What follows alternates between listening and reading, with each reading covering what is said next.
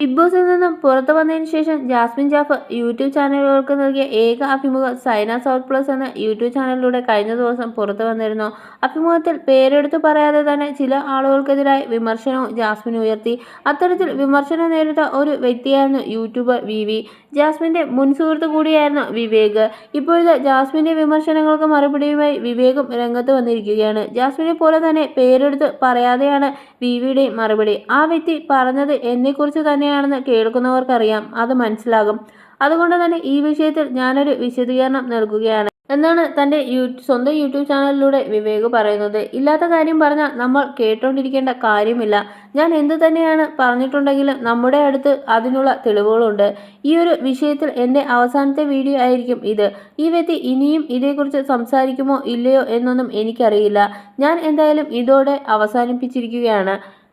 Friends with benefit എന്ന രീതിയിൽ ആ വ്യക്തിയോ ഞാനോ സംസാരിക്കുന്നില്ല. ഞങ്ങൾ പരസ്പരം കണ്ടിരുന്നത് സഹോദരങ്ങളായിട്ടാണ്.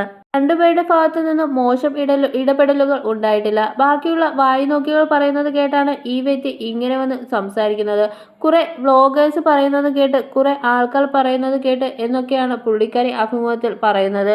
മറ്റുള്ളവർ പറയുന്നതാണ് ഈ വ്യക്തി കേട്ടിട്ടുള്ളത്. അല്ലാതെ ഞാൻ പറയുന്നത് കേൾക്കുകയോ സ്വന്തം അനുഭവമോ ഉണ്ടായിട്ടില്ല. എൻ്റെ ഭാഗത്തു നിന്നും എന്തെങ്കിലും മോശം അനുഭവം ഉണ്ടായിട്ടുണ്ടെങ്കിൽ ആ വ്യക്തി പറയണം. എന്നാൽ ഒരിക്കലും അതല്ല. പകരം മറ്റുള്ളവർ പറഞ്ഞ കാര്യമാണ് പുള്ളിക്കാരി പറയുന്നത്. എത്രത്തോളം ജെനുവിനായിട്ടാണ് ഞാൻ അവരെ സപ്പോർട്ട് ചെയ്തതെന്ന് എല്ലാവർക്കും അറിയാം. അവിടെ ലാപ്ടോപ്പ് തുറന്നു വെച്ച് പറയുന്നു. അഭിമുഖം എടുക്കാൻ പോയപ്പോൾ ക്യാമറയിൽ നിന്ന് കുറച്ച് ഫയൽ മാറ്റാൻ നോക്കിയിരുന്നു. എന്നാൽ പാസ്വേഡ് ലോക്ക് ചെയ്തതിനാൽ അത് സാധിച്ചിരുന്നില്ല. ഈ സംഭവത്തെക്കുറിച്ച് എന്തൊക്കെയാണ് അടിച്ചിറക്കിയത്? ഞാനെന്തോ വൈരാഗ്യം വെച്ച് പ്രതികാരം തീർക്കുകയാണെന്നാണ് പറയുന്നത്. എനിക്ക് അങ്ങനെ യാതൊരു വൈകാരികവും ഇല്ല. അത്തരത്തിൽ എന്തെങ്കിലും കാര്യം ഉണ്ടെങ്കിൽ വായിൽ തോന്നുന്ന തോന്നിവാസങ്ങളെല്ലാം തന്നെ വിളിച്ച് പറയാമായിരുന്നു. മറ്റുള്ളവർ പറയുന്നത് കേട്ട് ഞാനൊന്നും പറഞ്ഞിട്ടില്ല. എൻ്റെ കൺമുന്നിൽ കണ്ട കാര്യം മാത്രമാണ് ഞാൻ പറഞ്ഞിട്ടുള്ളത്. കുടുംബത്തിൻ്റെ അഭിമുഖം എടുത്തപ്പോൾ പല കാര്യങ്ങളും ഞാൻ പറയിപ്പിച്ചതാണെന്നും പറയുന്നത് കേട്ടു. എൻഗേജ്മെന്റിന്റെ കാര്യമോ അല്ലെങ്കിൽ അതുപോലുള്ളതോ ഒരിക്കലും ഞാൻ അവർക്ക് പറഞ്ഞു കൊടുത്തിട്ടില്ല. എൻഗേജ്മെന്റ് കഴിഞ്ഞിട്ടുണ്ട് എന്നൊക്കെയുള്ളത് ആ പയ്യന്റെ സാക്ഷിയാക്കിയാണ് മാതാപിതാക്കൾ പറഞ്ഞത്.